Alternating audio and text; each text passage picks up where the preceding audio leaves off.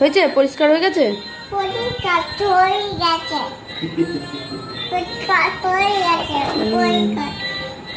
এই তো এখনো ক্রিম লেগে আছে দেখছি তো। ওই চাকার মধ্যে আরো ক্রিম দেখছি।